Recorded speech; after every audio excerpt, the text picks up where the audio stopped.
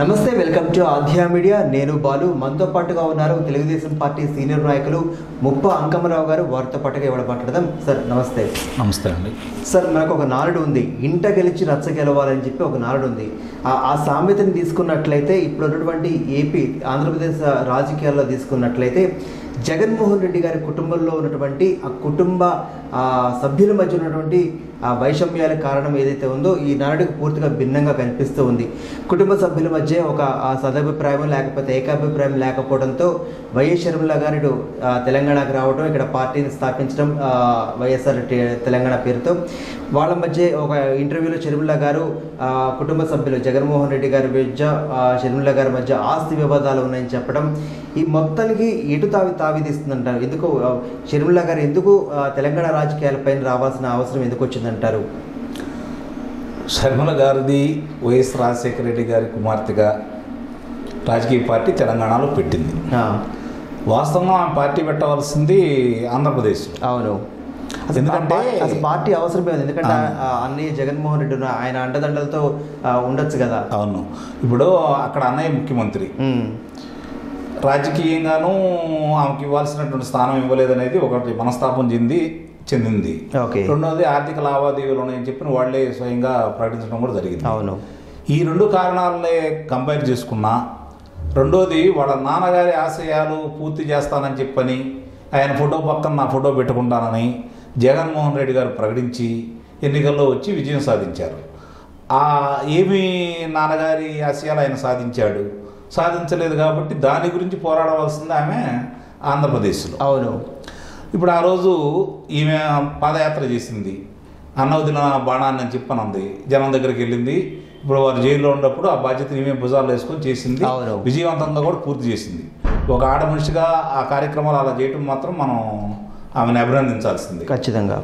తర్వాత కార్యక్రమాలు చూసుకుంటా ఉంటే మళ్ళీ ఎన్నికల్లో తల్లి కూతురు ఇద్దరు మరి ప్రచారం చేయటం, మీరు జగన్ బాబుని దీవించండి, మీకంతా మేలే జరుగుతాయని చెప్పి విజయమ్మ గారు, అలాగే మా అన్నకే మీరు ఓట్లేసి గెలిపించండి, మా నాన్న రాజ్యం తీసుకొస్తాడని చెప్పని షర్మిల గారు ఇద్దరు అక్కడ మాటిచ్చారు. వాళ్ళ మాటలు నమ్మారు. వాళ్ళు చేసిన అసత్య ప్రచారాలని వాళ్ళు నమ్మారు. మరి ఏం ఆశించారు అనేది పక్కన పడేస్తే వాళ్ళకి 151 స్థానాలు వాళ్ళని గెలిపించడం జరిగింది. అలాగే 22 మంది ఎంపీలను కూడా వాళ్ళకి ఇవ్వడం జరిగింది. ఇప్పుడు వాళ్ళ నాన్న ఆశయాలు ఈయనేమి నెరవేర్చాడు, ఆంధ్ర రాష్ట్ర ప్రజలు ఏ విధంగా ఉన్నారని చెప్పని ఒకసారి బేరీజు వేసుకుంటే వాస్తవంగా ఈ పార్టీ పెట్టవలసిందే ఆంధ్ర రాష్ట్రంలో. అవును. సరే, ఇక్కడికి వచ్చి పార్టీ పెట్టారు. ఇప్పుడైనా సరే, ఇప్పుడు వాళ్ళు మొన్న జరిగినటువంటి పోలీసుల కార్యక్రమంలో వాళ్ళు మా మీద ఇట్లా ప్రవర్తించారు, మేము ఇట్లా రియాక్ట్ అయ్యామని చెప్పని కోర్టులో కూడా వినిపించుకోవడం జరిగింది. అలాగే విజయమ్మ గారు కూడా అక్కడ జరిగిన పరిణామాలకు మనస్తాపం చెంది ఇలా చేస్తారా ఆడపిల్లల మీద అని చెప్పని దురుసుగానే ప్రవర్తించారు, మనస్తాపం చెంది అని చెప్పి మాట్లాడారు. దానికి నేను రియాక్షన్ ఇచ్చానని చెప్పని కూడా చెప్పడం జరిగింది.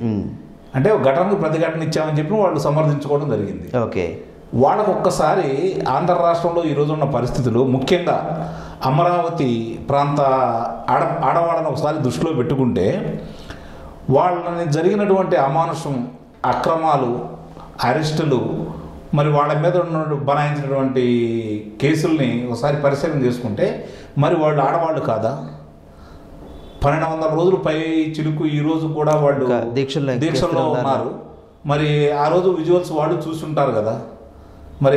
మరి ఒక గర్భిణీ మహిళని ఎంత అన్యాయంగా తన్నటం, మరి అక్రమంగా లాక్కెళ్ళటం, మరి వాళ్ళు ఎంత అరాచకం చేయాలో అంత అరాచకం వాళ్ళు చేశారు.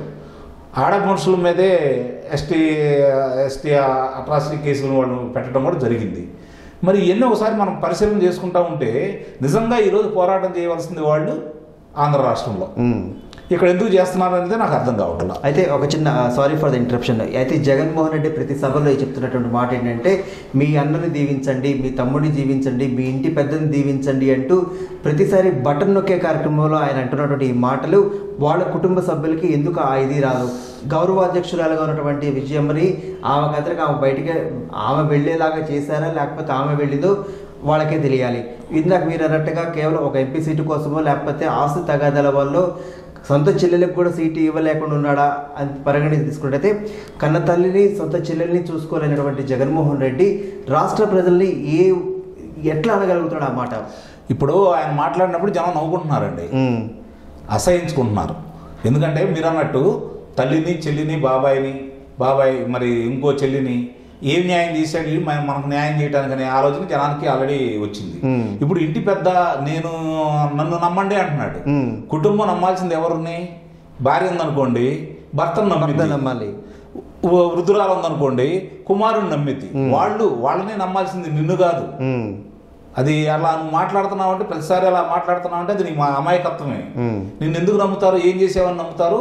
ఏం ఉపయోగం జరుగుతుందని నమ్ముతారు? ఎంతమంది పింఛన్దారుల్ని ఈరోజు నువ్వు పింఛను మరి వాళ్ళకి ఎగ్గొట్టం చూస్తూనే ఉన్నావు. ఎంతమందికి ఇస్తున్నావు? తెలుగుదేశం పార్టీ ప్రభుత్వంలో ఎంతమందికి జరిగింది, ఇప్పుడు ఎంతమందికి ఇస్తున్నావు? ఏ ప్రయోజనాలు చేకూరిని? ఇప్పుడు నమ్మాలి అంటే ఇప్పుడు ఇసుకను ఆపేసినందువల్ల ఎంతమంది ఇబ్బంది పడ్డారు. ఈరోజు అక్రమ ఇసుక, ఇప్పుడు ఆ రోజు నీకు ఉచితంగా ఇసుక అందించారు తెలుగుదేశం పార్టీ ప్రభుత్వం. లేదంటే ఒక ట్రాక్టర్ ఇసుకని 5,000 రూపాయలకి జనం దగ్గరకు వచ్చింది. ఈరోజు అదే ట్రాక్టర్ ఇసుక 20,000 రూపాయలు అయింది. అంటే నీ ప్రభుత్వ హయాంలో అవి పెరిగిందా తరిగిందా? దానివల్ల లబ్ధి ఎవరికి చేకూరుతుంది? ఎక్కడికి వెళ్తున్నాయి ఆ డబ్బులు? ఏమిటి అక్రమాలు? ఎంతమంది నష్టపోతూ ఉన్నారు? ఈరోజు చాలామంది బిల్డర్సు ఈ పెరిగినటువంటి ఇవన్నీ దృష్టిలో పెట్టుకొని, సిమెంట్ పెరిగింది, ఇసుక పెరిగింది, ఇవన్నీ దృష్టిలో పెట్టుకుని చాలామంది పైపెచ్చు రియల్ ఎస్టేట్ రంగమే కుదేలైపోయింది మొత్తం. పైపెచ్చు ప్రతి దాంట్లోనూ నీకు వాటా కావాలని చెప్పి చోటామోటా నాయకులు పెద్ద స్థాయిలో ఉంటే మీరు ప్రత్యక్షంగాను పరోక్షంగాను వాళ్ళని బెదిరించడం వల్లే కదా ఈరోజు ఆంధ్ర రాష్ట్రంలో అభివృద్ధి ఆగిపోయింది. ఇవన్నీ దృష్టిలో పెట్టుకొని నిన్ను నమ్మాలా? ఇప్పుడు SC ST వాళ్ళు ఉన్నారు, వాళ్ళకి సప్లాన్ నిధుల్ని నువ్వు దగ్గర 33,000 కోట్ల రూపాయలు దారి మళ్లించడం జరిగింది కదా. వారికి సంబంధించినటువంటి 27 కార్యక్రమాలను నువ్వు రద్దు చేయడం జరిగింది కదా. నిన్ను నమ్మాలా వాళ్ళు? అంబేద్కర్ గారి పేరు తీసేసి నీ పేరు పెట్టుకున్నావు, అందుకని నిన్ను నమ్మాలా? చెప్పండి. అయితే ప్రధానంగా తీసుకున్నట్లయితే మీరు అన్నట్లుగా ఎందుకు పక్క రాష్ట్రానికి వచ్చి పార్టీ పెట్టడం గురించి కావచ్చు, లేకపోతే ఆంధ్రప్రదేశ్ రాష్ట్రంలో ఎందుకు వాళ్ళ యొక్క ఉనికిని ఎందుకు కాపాడుకోలేకపోతున్నారు షర్మిల గారు లేకపోతే విజయం గారు? ఇదే ప్రశ్న ఒక విలేకరు అడిగినప్పుడు మీరు ఎందుకు పక్క రాష్ట్రానికి రావాల్సి వచ్చిందని చెప్పి విజయం గారు అడిగినప్పుడు నన్ను కాదు అడగాల్సింది జగన్ బాబుని అడగండి అంటూ ఒకటి ఆ మాట సమాధానం దాటివేసే ప్రయత్నం జరిగింది. అంటే ఏపీ ప్రజలు ఇప్పుడు ఎవరిని నమ్మాలి? అంటే అన్నని మోసం చేసిన అన్నని నమ్మాలా, లేకపోతే మమ్మల్ని పట్టించుకోకుండా పక్క రాష్ట్రానికి వెళ్ళిపోయిన షర్మిల గారు కావచ్చు, విజయమ్మను కావచ్చు, తెలంగాణ ప్రజలు వీళ్ళు నమ్మాలి వాళ్ళని? ఇప్పుడు ఆంధ్ర రాష్ట్రంలో అమ్మని నమ్మే పరిస్థితి లేదు, అమ్మాయిని నమ్మే పరిస్థితి లేదు, అబ్బాయిని నమ్మే పరిస్థితి లేదండి. ఓకే, ఇది మాత్రం వాస్తవం. ఇప్పుడు వాడు చేయాల్సింది ఎక్కడ చేయాలి ఏంటనేది ప్రజలు కూడా తెలుసు. ఓకే, నాకు వచ్చిన అనుమానం ఏంటంటే, నాకు వచ్చిన భయం కూడా ఏంటంటే, బాబాయ్ జరిగింది వాళ్ళకి క్షుణ్ణంగా అర్థమైపోయింది కాబట్టి బాబాయ్ హత్య ప్రాణహాని నుంచి తప్పించుకోవడం కోసం పారిపోయి తెలంగాణకు వచ్చారేమని చెప్పి నాకు అనిపిస్తూ ఉంది. ఓకే, కాబట్టి ప్రాణాలను రక్షించుకోవడం కోసం ఓ పార్టీ పెట్టి ఇక్కడ ఉన్నారేమో అని చెప్పి కూడా నాకు అనిపిస్తూ ఉంది. చివరిగా రాబోయే రోజుల్లో అటు షర్మిల కావచ్చు లేకపోతే జగన్మోహన్ రెడ్డి కావచ్చు రాజకీయ భవిష్యత్తు ఎలా ఉండబోతుంటారు? షర్మిల గారి రాజకీయ భవిష్యత్తు గురించి మనమేమి మాట్లాడుకోవడానికి ఏమీ లేదు, కానీ ఇదే చివరి ఎన్నికలని చెప్పని నేను మామూలు జగన్మోహన్ రెడ్డి గారు అని చెప్పి నేను భావిస్తా ఉన్నాను. రైట్, ఎందుకంటే ఈ ఎన్నికల తర్వాత ఓకే ఇక ఆ పార్టీ కానీ ఆయన కానీ ఉండరని చెప్పి నా అభిప్రాయం. Right right right thank you, నమస్తే.